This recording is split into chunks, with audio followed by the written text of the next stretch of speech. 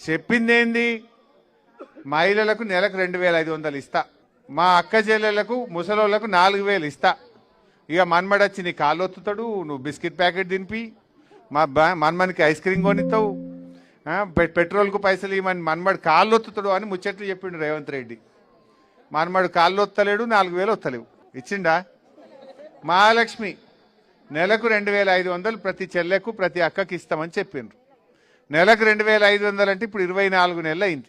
అంటే ఎంత? 65,000 బాకీ పడ్డా లేదా కాంగ్రెస్ వాడు? నెల నెల ఇస్తే ఈ పాటికి 65,000 వస్తుండే. నీకు వచ్చినాయి 65,000? మరి ఇప్పుడు కాంగ్రెస్ వాళ్ళు వచ్చి మా రాళ్ళకత్వలో ఇప్పుడు ఓటే అక్క 5,000 ఇస్తా, ఓటే అక్క నేను 10,000 ఇస్తా, ఒట్టు పెట్టుకో అంటుడు.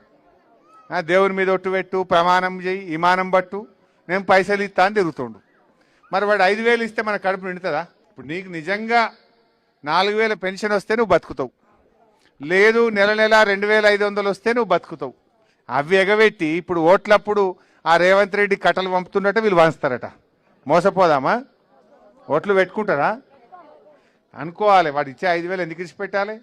దేవుడా ఇది ఉత్తుత్త ఒట్టని మొదలు అనుకోవాలి మనసులో.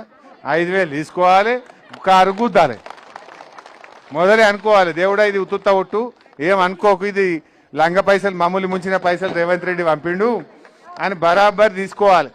ఇప్పుడు 5,000 ఇస్తాడు, 5,000 తీసుకోవాలి, ఇంకా 60,000 బాకీ ఉన్నవారు అవి దేపోరా అని అడగాలి. రేవంత్ రెడ్డికి చెప్పు, మా మహాలక్ష్మి పైసలు 60,000 బాకీ ఉన్నాడు అవి దేపోరా భయ్ అని చెప్పాలి. అయితే ఆ రకంగా మోసం జరిగింది. మీరు బాగా ఆలోచించండి. ఆ రోజుల్లో మీ బిడ్డ కాన్పుకు పోవాలంటే సర్కార్ దవాఖానలో కేసీఆర్ కిట్ ఇచ్చి కాన్పు చేసి అన్నం పెట్టి ఇంటికాడ దించినామా లేదా? మన కేసీఆర్ ఇచ్చిండా లేదా? ఇప్పుడు ఉందా? అది మాయం చేసిండా లేదా? కేసీఆర్ కిట్ మాయమైంది. ఆడవిలో పుడితే 13,000 వచ్చు, అవి కూడా బంద్ అయిపోయినాయా లేవా? అది మోసం చేసిండు అమ్మా. అకౌంట్లకే వేస్తుండే. ఇప్పుడు అది పోయింది, కేసీఆర్ కిట్ పోయింది, అన్ని పోయింది. మంచిగా జాన్సన్ పౌడరు, కొబ్బరి నూనె, చీరలు, దోమతెర, గలగల అన్నీ ఉండే, అన్ని బంద్ అయినాయా లేవా?